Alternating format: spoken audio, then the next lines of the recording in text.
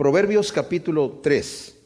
Hemos estado viendo cómo este tremendo libro de Proverbios empieza hablando de la sabiduría. Salomón fue el tercer rey de Israel, que sabemos la historia cuando era joven y estaba a punto de tomar un reinado que heredó de su padre David. Eran unos zapatos muy grandes para llenar, ¿verdad? Después de haber visto un rey caminando conforme al corazón de Dios. Y el reinado de David, realmente, de cómo quedó después de Saúl, David realmente multiplicó las riquezas del reino de una forma sobrenatural. Salomón quedó realmente en una posición privilegiada, con muchísimo capital, un gran ejército y un gran territorio. Y en cierta ocasión, mientras estaba ofreciendo sacrificios al Señor, el Señor se le apareció de noche y le dijo: pídeme lo que quieras y yo te lo voy a dar. Y dijo: Señor, yo no sé cómo entrar a gobernar tu pueblo tan grande. Necesito sabiduría, que tú me des sabiduría y entendimiento para gobernar a tu pueblo.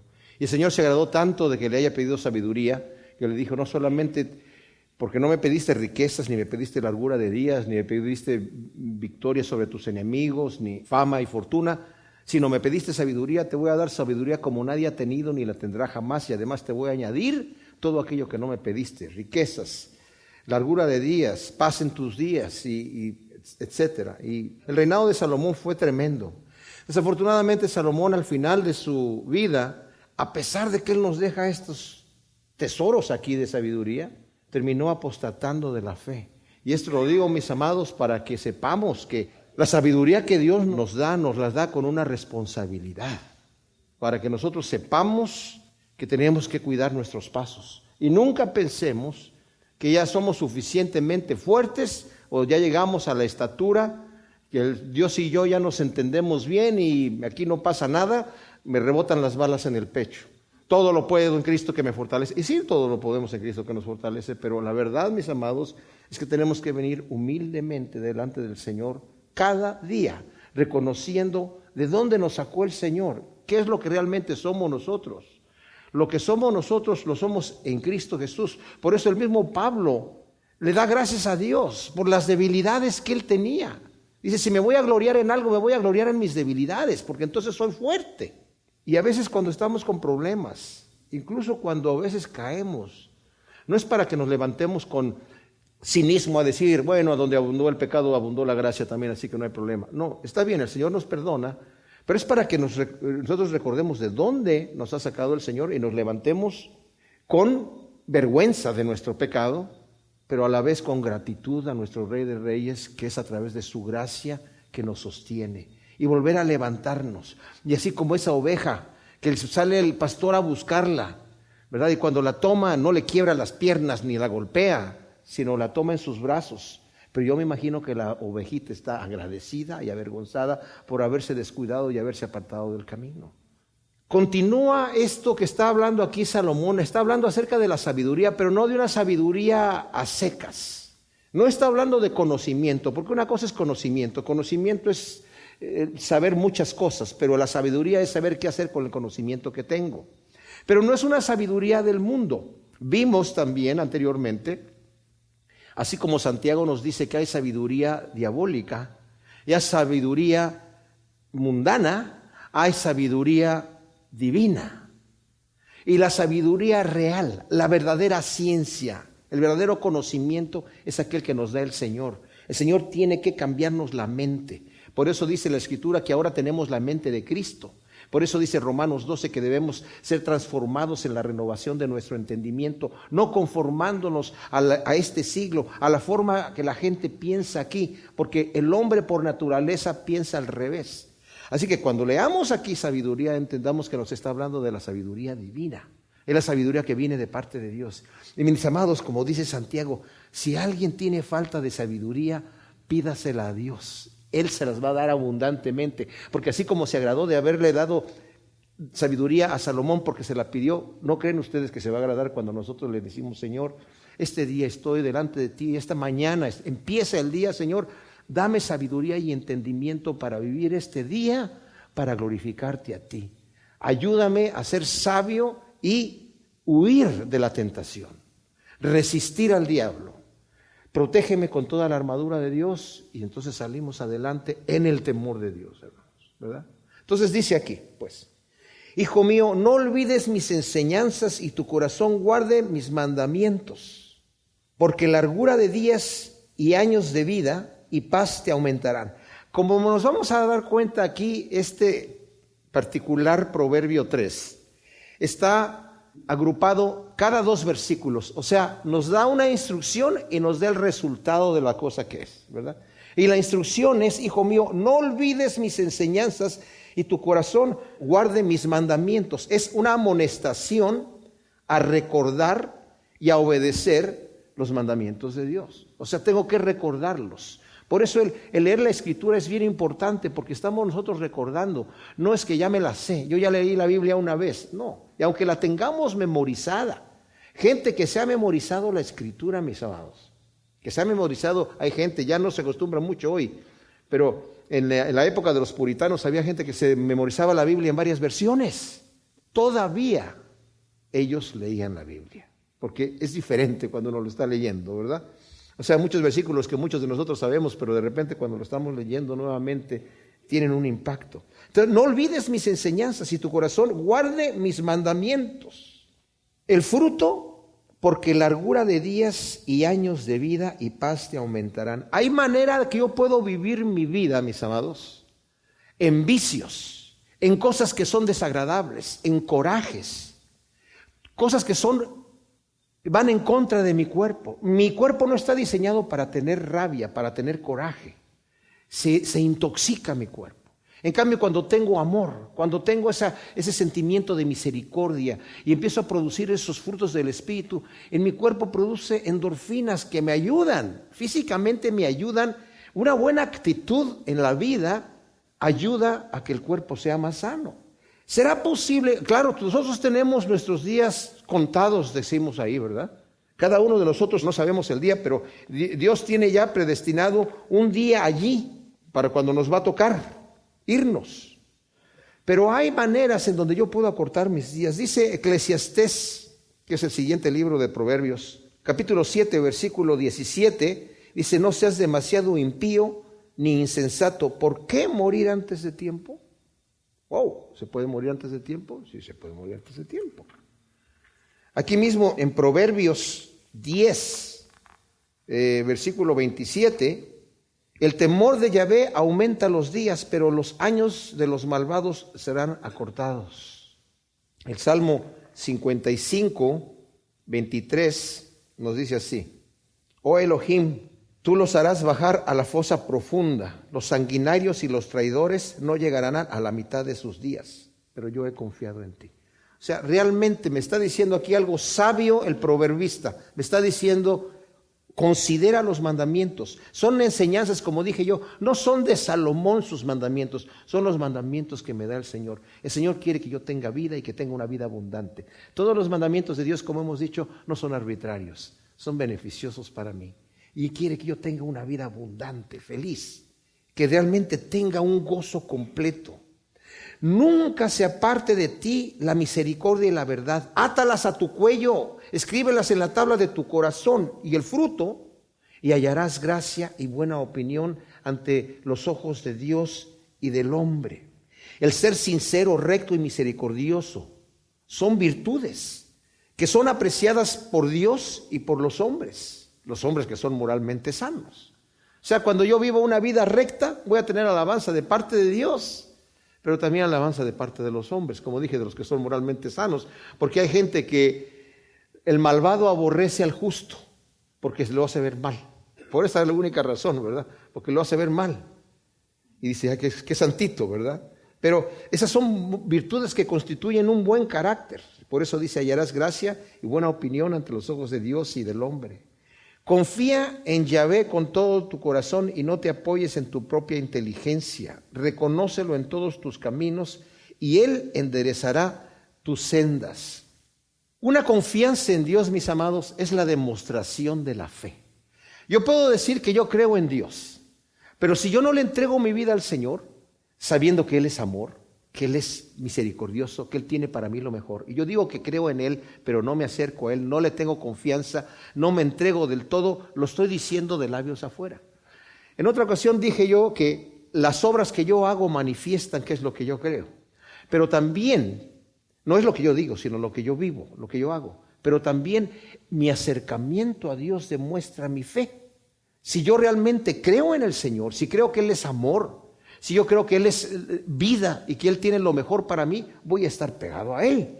Entonces, ciertamente, ¿verdad? Una confianza sin reservas en Dios es una demostración de una verdadera fe. Si yo creo que Él es bueno, santo, que me ama, no tendré ninguna reserva en entregarme a Él. Ahora dice, reconócelo en todos tus caminos y Él enderezará tus veredas. ¿Saben? Una cosa que a mí me frustra es hacer algo que no sé hacer. O sea, a veces me gusta un poquito el desafío. A veces me gusta meterme a investigar en algunas cositas en la computadora, por ejemplo, algún nuevo programa, alguna cosa así. A veces me gusta el desafío. A ver si le puedo lograr que las cosas funcionen de esta u otra manera. Pero cuando yo me urge a hacer algo y lo tengo que hacer y no lo sé hacer, me frustro. No sé cómo son ustedes, pero yo me frustro.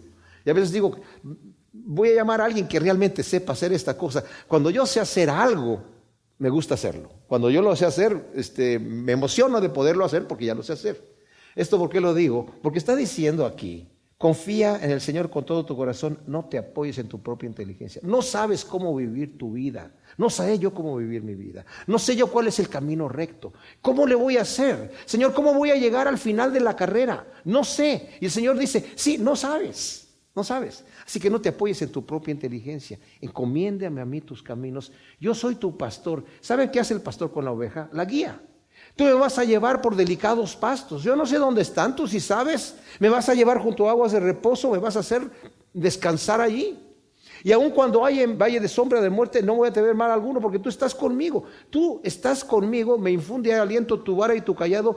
Y aunque esté pasando por la tragedia, voy tomado de ti, voy al lado tuyo. Tú vas a enderezar mis sendas, Señor. Porque yo no sé por dónde voy a caminar, ¿verdad? Qué hermoso es eso. Tenemos un Dios que nos asegura la victoria, si estamos con Él, nos asegura la victoria. No seas sabio en tu propia opinión, teme a Yahvé y apártate del mal, porque será medicina a tu ombligo y tuétano a tus huesos. Sabio en la propia opinión. ¿Saben a qué se está refiriendo aquí? Yo lo entiendo así de manera personal. Soy sabio en mi propia opinión cuando yo quiero de alguna manera buscarle el lado, ¿verdad? Sacarle la vuelta a lo que Dios me dice, para darme permiso para pecar, para darme permiso de desobedecer. ¿Cómo puedo yo estar en el mundo? Ya sé que el Señor me dijo que el que pone la mano en el arado y voltea para atrás no es digno del reino de los cielos. Bueno, yo voy a poner la mano en el arado, pero en vez de voltear para atrás le voy a poner un espejito retrovisor al arado y así no tengo que voltear para atrás y no estoy quebrantando la ley, ¿verdad? Entonces de esa manera pues sigo con la mirada hacia adelante, pero de repente, ay, mira lo que dejé atrás, pues, interesante, pero bueno, estoy para allá. Y lo que está diciendo aquí, no seas sabio en tu propia opinión, teme a Yahvé y apártate del mal. No le busques la vuelta. Teme al Señor, témelo, apártate del mal.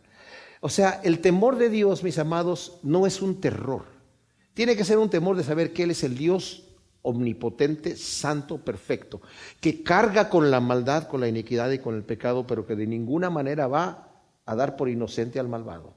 Así que cuando yo sé que yo soy un hombre pecador, cuando yo sé que mi mente carnal es enemistad contra Dios, porque no se sujeta a la ley de Dios y tampoco puede, y Dios no ha quitado mi carne de un golpe. Cuando nosotros venimos delante del Señor, nos arrepentimos y recibimos a Cristo como nuestro Salvador, no cambia un switch y nos hace buenos. Aunque hemos nacido de nuevo, traemos este cuerpo carnal con nosotros que se levanta en la mañana y quiere hacer las suyas.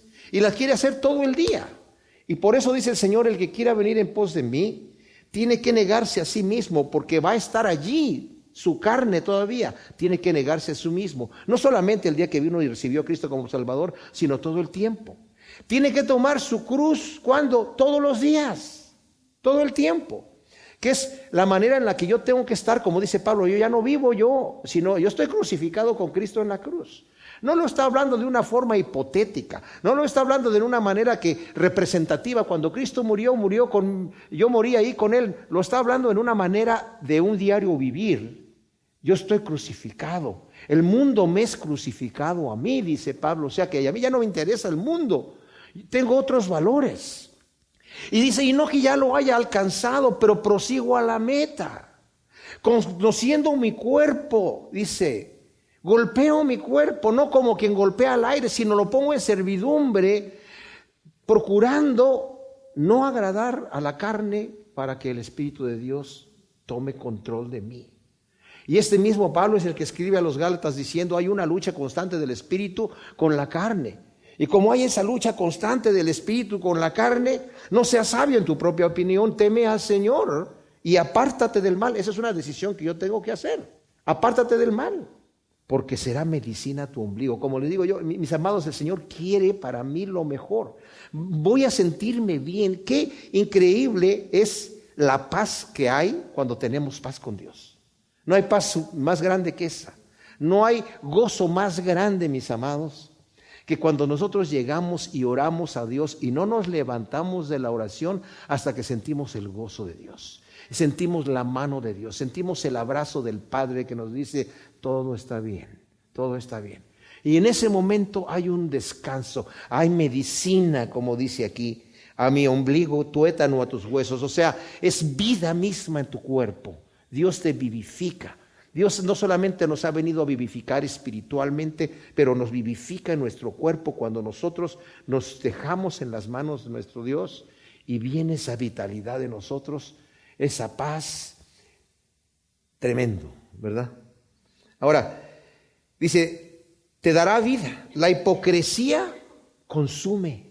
Cuando sabemos que estamos mal con Dios, cuando sabemos que estamos caminando fuera de la voluntad de Dios, por mucho que nosotros querramos explicar por qué yo hago lo que hago, cuando está en contra de la voluntad de Dios, el Señor, si me ama, en la conciencia me va a estar pugnando, me va a estar diciendo y me va a consumir. Como dice el mismo David dijo, mientras callé mi pecado, se envejecieron mis huesos, me sequé como sequedades de verano. Toda la noche estaba yo allí gimiendo hasta que dije, voy a confesar al Señor mi pecado. Y he aquí, tú lo perdonaste antes de que todavía no estaba la palabra en mi boca, dice David, y tú ya me habías perdonado el pecado. Ahora, cuando yo confieso el pecado a Dios, no es que Dios dijera, ¿de veras eso hiciste? ¡Wow! No me fijé, yo estaba por acá distraído con otro problema mayor que tú. Oye, no, está mal, pero qué bueno, ya, no importa. No, cuando yo confieso mi pecado a Dios, Dios ya lo sabe. Y Dios sabe que yo lo sé. Y Dios sabe que yo sé, pero no quiero entender y no lo quiero reconocer y estoy yo ahí sufriendo. Entonces dice, apártate, no seas sabio en tu propia opinión. Teme a Dios, apártate del mal, va a ser medicina para tu cuerpo. Honra a Yahvé con tus bienes y con las primicias de todos tus frutos. Y tus graneros se henchirán de abundancia. Vemos las parejas, ¿no? de los dos versículos. O sea, el consejo y el fruto. Honra al Señor con tus bienes y con las primicias de todos tus frutos. Y tus graneros se henchirán de abundancia y tus lagares rebosarán de mosto. Obviamente en aquel entonces Israel era principalmente agricultores, ¿verdad? Las riquezas eran riquezas de agricultura. Pero está diciendo, si tú honras al Señor con tus primicias, cuando habla de primicias, no es lo que me sobró, no es lo que ya quedó allí, sino lo primero, lo mejor. Por eso el Señor dijo, cuando tú me vayas a dar algo a mí, me tienes que dar el mejor de tu fruto, lo mejor. Lo primero, a ver que ya me sobró, no es que es 1, 2, 3, 4, 5, 6, 7, 8, 9 para mí, 1 para el Señor. Es 1 para el Señor y 9 para mí. Así es como debe de ser la cosa, ¿verdad? Les he platicado esa historia de ese señor granjero que tenía una vaca que estaba dando a luz y toda la noche estaba en labor ahí porque fue un parto difícil y estaba allí toda la noche, ¿verdad? Y la esposa pues allá en la casita y por fin el granjero llega en la madrugada diciendo, ¡ay! Ya por fin, dice, la vaca ya dio a luz y ¿qué crees, mujer? Estoy bien contento porque dio 2 becerritas. 2 becerritas, sí, 2 becerritas. Y estoy tan contento que ya decidí que una va a ser para el Señor. De veras, sí. ¿Cuál? Cualquiera, porque son iguales. Perfecto. Y crecieron las becerritas, y pasando el tiempo, se enfermó a una de ellas, y ahí está el granjero toda la noche también ahí tratando con otras personas de salvarla, y llega en la madrugada a su casa con su mujer y le dice: ¿qué crees, mujer? Se murió la becerrita del Señor. Bueno, o sea, al Señor le damos a veces lo que ya sobró, Señor, lo último que quedó ahí, ¿verdad? Pero dice, si tú honras al Señor con tus primicias, con lo mejor, Dios va a cuidar de ti. Ahora, yo sé que en el Nuevo Testamento, mis amados, y nosotros en nuestra congregación no hablamos de finanzas así, porque hay gente que se aprovecha demasiado, y es una vergüenza muchas veces cómo se pide dinero en los círculos cristianos. Es impresionante. Por eso nosotros casi nunca hablamos de aquí, pero cuando está en la palabra de Dios hay que mencionarlo, ¿verdad? Pero hay gente que dice, pues que no está en el Nuevo Testamento, no está el diezmo. Entonces yo le doy al Señor lo poquito que yo pueda, está bien. Tú dale al Señor lo que tú quieras. Pero el Señor ha prometido, si tú me honras a mí primero, pruébame, dice Malaquías. No hay ninguna otra cosa, el Señor dice, pruébame. Pruébame a ver si no voy a abrir las ventanas de los cielos hasta que sobreabunden. O sea que si tú haces lo que yo te digo, yo soy el dueño de todas las cosas. Si tú dices, no, Señor, es que lo que pasa es que no, está bien, quédate con Él. Una vez yo tenía problemas con el diezmo, y un día el Señor me dijo, ¿tienes problemas con el diezmo? Guárdatelo, no me interesa. Y me dio una vergüenza. Dije, Señor, ¿cómo estoy yo discutiendo? Tú me has dado tanto, y yo estoy discutiendo, haciendo problemas de que, pero es que el diezmo, yo le doy a veces al Señor más del diezmo, a veces, ¿y por qué tiene que ser el diezmo? A veces le voy a dar 7%. Depende cómo esté mi finanza. El Señor me dijo, ¿sabes qué? No te preocupes, quédate con todo tu dinero. Y me dio una vergüenza tremenda. Y yo les puedo testificar, y hay muchos aquí que pueden testificar, una vez que estamos dándole al Señor lo que le tenemos que dar, o más de lo que le tenemos que dar, el Señor sobreabunda. No necesariamente, fíjense, en mi caso no es que el Señor me caigan billetes del cielo. A veces la cosa es que el Señor hace rendir lo poco que tengo, y digo yo, ¿de dónde salió? Pero se cumplió todo lo que tenía, ¿me entiendes? Pero el Señor tiene sus maneras de hacer las cosas, pero su palabra la cumple. Hijo mío, no menosprecies el castigo de Yahvé, ni te fatigues en su corrección, porque Yahvé al que ama disciplina, como el Padre al Hijo en quien se complace. Ahora este versículo es uno que lo vemos también en Hebreos, ¿verdad? Donde está hablando acerca de la disciplina del Señor. Pero la disciplina de Dios es instructiva y correctiva para llevarnos por sendas de justicia. Dios disciplina a sus hijos, a quienes ama, y dice, no te fatigues. Dios no quiere tu destrucción y por eso te disciplina, ¿verdad? Nosotros cuando disciplinamos a nuestros hijos, los disciplinamos porque los amamos, para su corrección. Estaba escuchando al pastor Chuck Smith, dice, tú no deberías de disciplinar al hijo del vecino, ¿verdad? Porque si no se va a enojar. Bueno, mi papá disciplinaba a cualquiera que pasaba por ahí. Y no le interesaba, pero como era un hombre de mucho carácter, nadie le decía nada, ni los papás de los niños malcriados, porque si no decía, los disciplinaba a los papás también. No, pero realmente el Señor nos disciplina con amor, ¿verdad? Para corregirnos. Y si estamos pasando por una disciplina, sepamos que es porque Dios nos ama y no porque nos está castigando. Dios no hace eso con nosotros. Dios no nos golpea porque está enojado, jamás. Cuando el Señor golpea, cuando está enojado, es para muerte y destrucción. A nosotros no nos va a tratar así, sino la disciplina a los que no disciplina no son sus hijos. Así que si te está disciplinando el Señor, dale gracias. Dile, gracias papá, pum, okay, dame otra. Proverbios 3, versículo 13. Estamos viendo en este tremendo proverbio. Mire, yo lo estoy disfrutando los proverbios bastante, porque aunque ya los he leído bastantes veces, el estarlos disectando y estarles tratando de saborearlos de la forma que es, me maravilla cómo el Señor en su palabra nos va mostrando varias cosas, y a veces como que se va compaginando lo que hemos estudiado de Salmos anteriormente o lo que estamos estudiando en Romanos, y como que la enseñanza de Dios de alguna manera nos la está dando de una forma contundente a nuestro corazón, ¿verdad? Y agradable, y para producir mucho fruto. Y en este salmo, como dije, son parejas de versículos que nos están diciendo una instrucción Y luego nos dice la razón por la cual nos dan la instrucción, el fruto de esa instrucción. Entonces aquí estos dos versículos 13 y 14 dice: bienaventurado el hombre que haya la sabiduría y el mortal que obtiene la inteligencia, porque su provecho es mayor que el de la plata y su resultado es mejor que el oro fino. Aquí vamos a ver los beneficios de la sabiduría desde aquí hasta el final del Proverbios. O sea, como que aquí cambia, nos empezó en el primer versículo que dijo: hijo mío, no te olvides de mis enseñanzas y tu corazón guarda mis mandamientos. Pero aquí nos está volviendo a hablar acerca de la sabiduría divina y nos va a hablar de los diferentes frutos y los diferentes beneficios que vamos a obtener.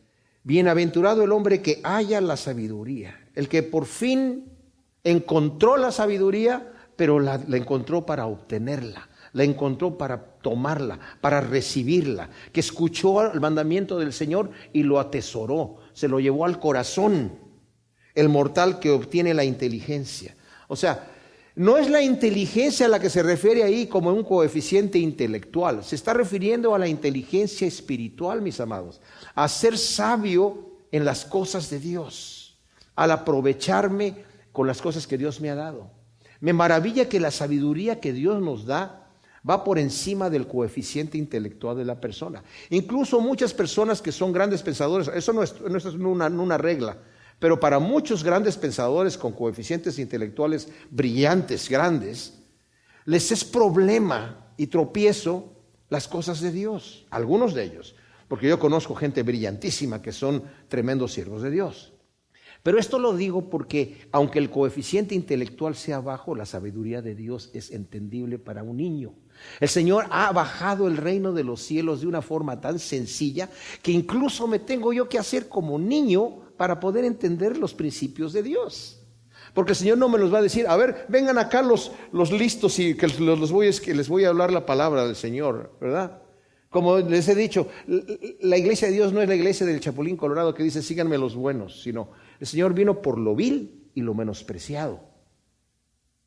Y por eso incluso el Señor dice, cuando tú le dices a alguien fatuo, le dices tonto, le dices torpe, estás expuesto al infierno, estás expuesto al castigo, porque estás degradando a tu hermano.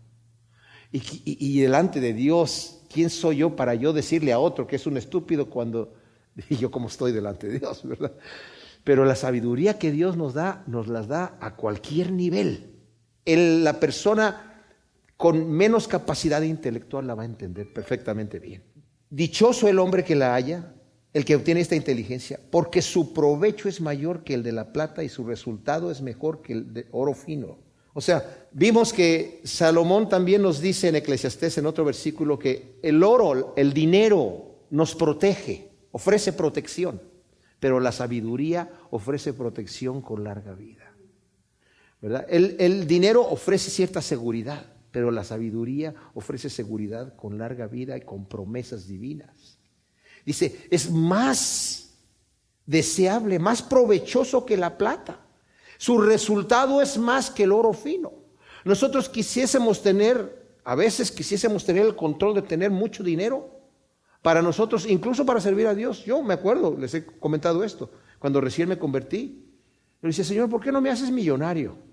Y mira, yo voy a usar el dinero para tu honra y tu gloria, ¿verdad? Claro, voy a disfrutar un poquito, pero Señor, yo para salir a evangelizar y para plantar iglesias aquí y allá y ayudar a otros siervos de Dios. Y Señor, ¿por qué? ¿Será que no me tienes confianza? Y casi escuché que el Señor me dijo: precisamente, no te tengo confianza. Pero no necesitamos eso. Nosotros le tenemos confianza a Dios, como para buscar el reino de Dios y su justicia primeramente y confiar que Él nos va a dar todo lo demás por añadidura. ¿Le tenemos esa confianza? Pues, mis amados, eso es más provechoso que la plata y que el oro refinado. Es más preciosa esta inteligencia y sabiduría que las piedras preciosas. Nada de lo que desees puede compararse con ella. O sea, las cosas que yo pudiera desear más en la vida no se pueden comparar cuando yo ya poseo la inteligencia de Dios, cuando poseo la sabiduría, cuando estoy viviendo bajo principios sabios y sanos.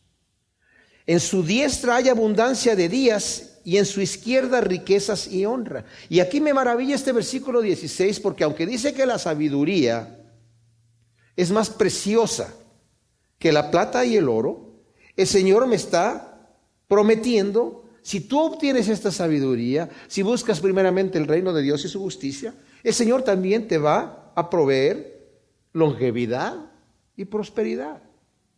No estoy hablando aquí de una teología de la prosperidad que anda por allí circulando, que dice que Dios quiere que seas rico y que seas muy próspero. Claro que Dios quiere que prospere, pero Dios también me ha dicho que no quiere que ponga la mirada en las cosas de este mundo, y Dios me ha dicho que mi tesoro tiene que estar en el cielo, mis amados. Entonces, pero el Señor me promete que me va a bendecir y me va a dar exactamente lo que yo necesite. Aquí estamos hablando nosotros con esta sabiduría que tiene Salomón en el Antiguo Testamento. Ahora en el Nuevo Testamento, mis amados, no es que se contradiga uno con el otro, pero hemos pasado ya a una dimensión diferente. En el Antiguo Testamento había leyes en donde tú te podías vengar de tu enemigo. En el Nuevo Testamento te dice que lo perdones. Lo vamos a ver más adelante también. Que dice que no le hagas daño a alguien sin motivo, que no te ha hecho nada malo a ti. Y el Señor ahora nos dice que perdonemos incluso al enemigo. Entonces, los valores que el Señor nos muestra en el Nuevo Testamento son diferentes en el sentido de que nos lleva a una dimensión mayor. Ahora el Señor me dice, si estás pasando por necesidad y por tribulación, gózate, porque el Señor está produciendo en ti paciencia, está produciendo virtud. Gózate cuando estés en diversas pruebas. Y no digas, ¿qué pasó, Señor? Me estás fallando. Aquí dice que la sabiduría, y yo la ando buscando aquí. Y dice aquí que a su diestra abundancia de días y a su izquierda riquezas y honra. Pero también puedo pasar por necesidad. Como dice el apóstol Pablo, yo he sido enseñado en todo a tener abundancia y a padecer necesidad. El Señor me ha enseñado todas esas cosas. Sus caminos son caminos deleitosos, dice el versículo 17, y todas sus sendas son sendas de paz. Realmente es delicioso, mis amados, andar en los caminos de Dios. Andar en los caminos que la voluntad de Dios me lleva. Justamente, dice Romanos 12, la voluntad de Dios es agradable y perfecta y promete eterna felicidad y bendición. Es árbol de vida a los que echan mano de ella, y los que la retienen son bienaventurados. Ciertamente, el árbol de vida es como la manera de decir, me va a prometer vida eterna. A los que echan mano de ella tienen ya la vida eterna, y los que lo retienen son dichosos. Yahvé fundó la tierra con sabiduría y con inteligencia estableció los cielos. Ahora nos está hablando acerca de la sabiduría de Dios aquí, y por su ciencia fueron divididos los abismos. El Señor dice que todo el universo lo fundó con sabiduría. Su eterno poder y deidad, como dice Romanos, son claramente visibles por medio de las cosas hechas. Dios nos está mostrando cómo fundó con tremenda sabiduría todo lo que hay. Todo el ciclo biológico nos muestra la sabiduría de Dios y la ciencia. Hijo mío, no se aparten estas cosas de tus ojos. Guarda la prudencia y el discernimiento, y serán vida a tu alma y gracia a tu garganta. Es la exhortación de retener la sabiduría divina. La prudencia, fíjense como dice aquí, la prudencia y el discernimiento serán vida y gracia en palabra y en obra. Versículo 23, entonces andarás con seguridad en tu camino y tu pie no tropezará.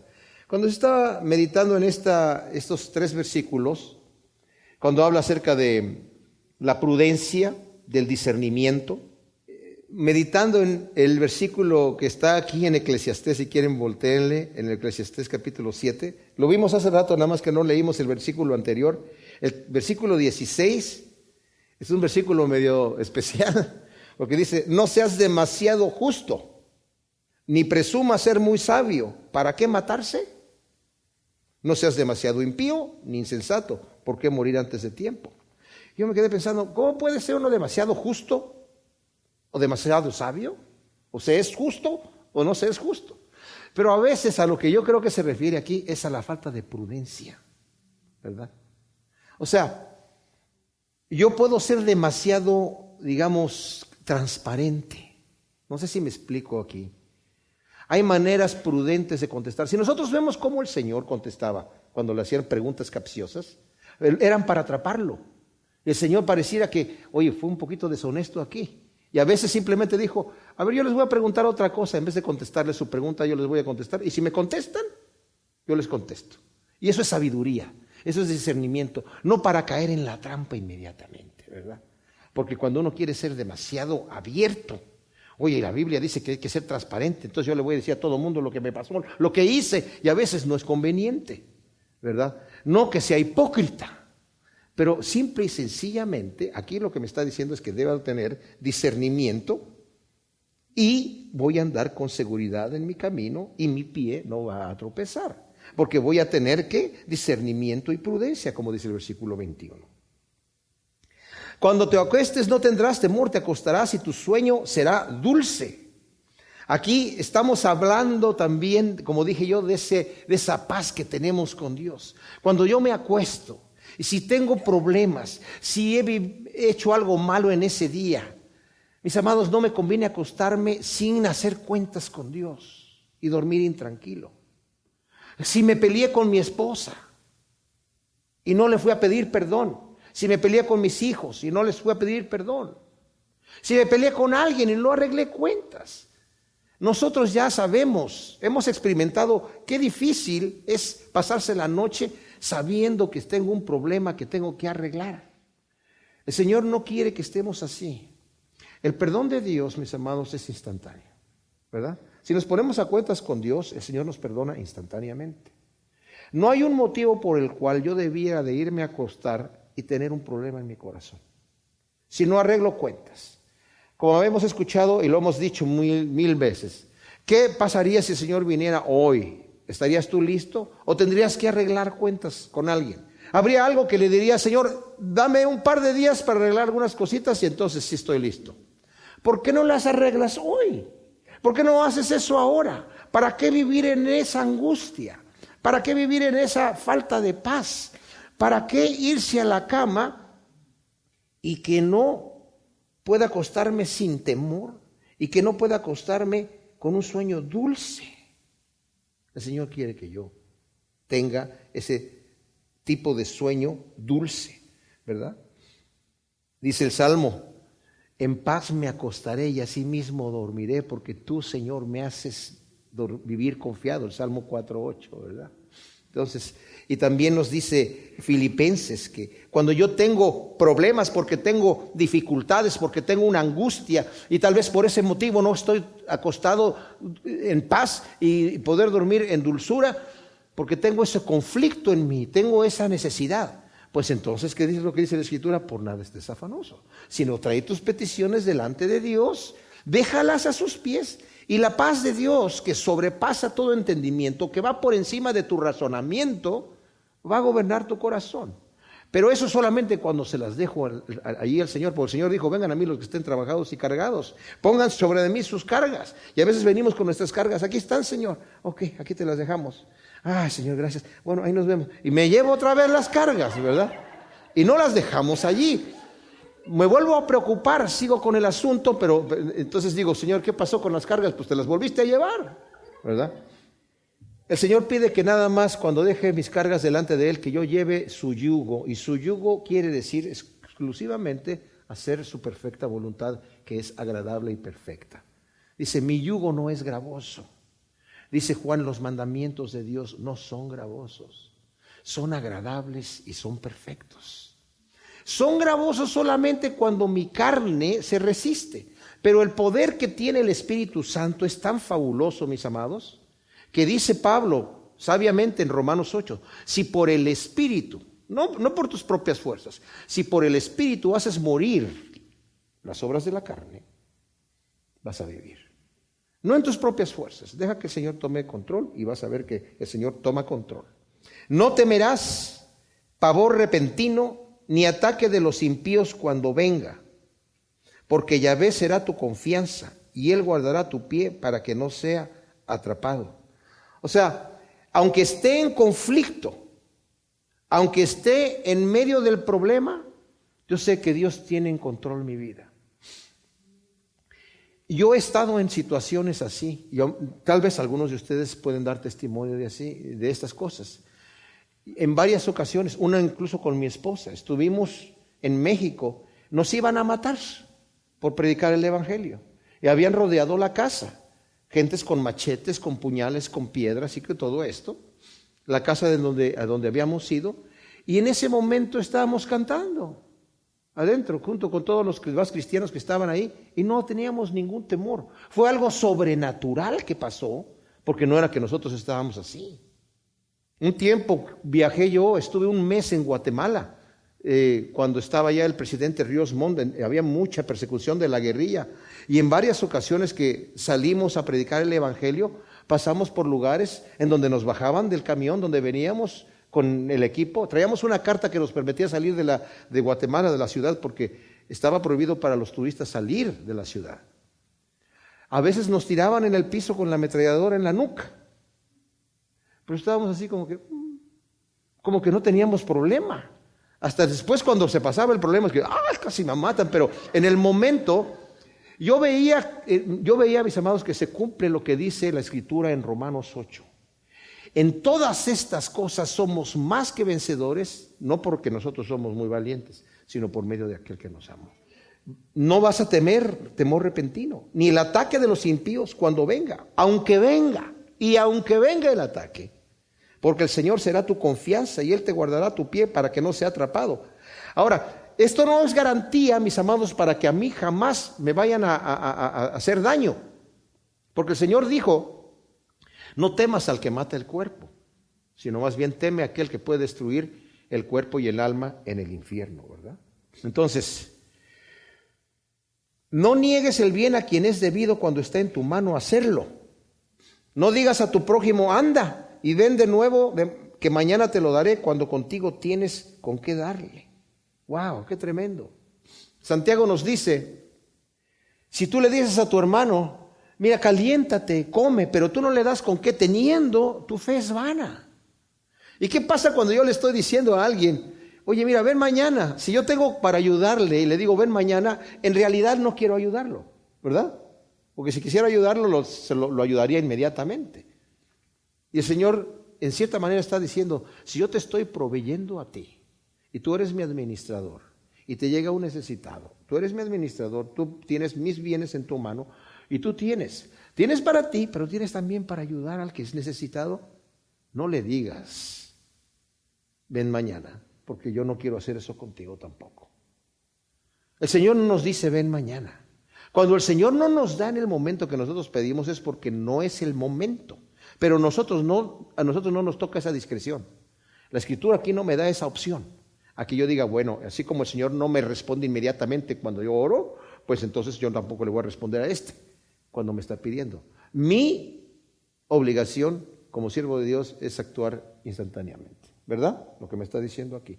Así que no digas a tu prójimo, ven de nuevo mañana y te lo daré. Tampoco, no trames el mal contra el prójimo que habita confiado junto a ti. Qué terrible es violar la confianza de alguien que vive confiado junto a mí y violar, ¿verdad?, esa seguridad. No tengas pleito con nadie sin causa, si no te ha hecho agravio. Como dije, aquí se cumple eso que yo les decía. En el Nuevo Testamento, pues sí tuve causa de que tener pleito con este amigo porque sí me causó agravio. Pero en el Nuevo Testamento el Señor dice: ¿oíste que fue dicho, amarás a tu prójimo y aborrecerás a tu enemigo? Bueno, la Escritura no dice que aborrezcas al enemigo en ninguna parte. Eso lo decían los maestros de la ley. Pero sí dice que debo amar a mi prójimo. Yo te digo, no resistas al que es malo. Al que te pida, dale. Al que te quiera poner en pleito, dale lo que necesites, pero no entres en pleito con nadie. Ese es el estándar más elevado que tenemos ahora en Cristo Jesús, mis amados. No envidies al hombre violento, ni escojas ninguno de sus caminos, porque Yahvé aborrece al perverso y su íntima comunión es con los rectos. Y como vemos de aquí al final del proverbio, está comparando el violento con el recto. Nos está diciendo: no te metas en la violencia, no los envidies a los violentos, no andes en sus caminos, porque el Señor va a recompensar al justo, pero va a perjudicar al impío. Y así termina diciendo aquí: la maldición de Yahvé gravita sobre la casa del impío, al paso que bendice la morada de los justos. O sea, el Señor ya tiene en la mira al impío para maldecirlo, mientras tiene en la mira al justo para bendecirlo. Nadie se va a salir con la suya, mis amados. El que camina impíamente y fuera de la voluntad de Dios va a terminar mal eternamente y va a pasar por un mal camino aquí también. Ciertamente a los escarnecedores escarnece el Señor y da gracia a los humildes. Los sabios heredarán honra, pero los necios ignominia. Al final el Señor va a hacer el juicio. Mientras la gente pregunta, ¿dónde está Dios? Si Dios es bueno, ¿por qué hay tanto mal? Espérate tantito, porque viene el día del juicio. Viene el día del juicio. Que ese va a ser un día terrible para el impío, pero va a ser un día de gloria y canto para el justo entrando en el reino de Dios. Y aquel que resistió, aquel que desaprovechó las grandes cosas que Dios tenía, va a ser el lloro y el crujir de dientes, de desesperación, de saber que ya no hay forma de entrar una vez que se cerró la puerta. Gracias, Señor, te damos por tu palabra. Te pedimos que la siembres en nuestro corazón en buena tierra para que produzca su fruto. Gracias por tu sabiduría infinita, Señor. Danos sabiduría, te pedimos, en el nombre de Cristo Jesús. Amén.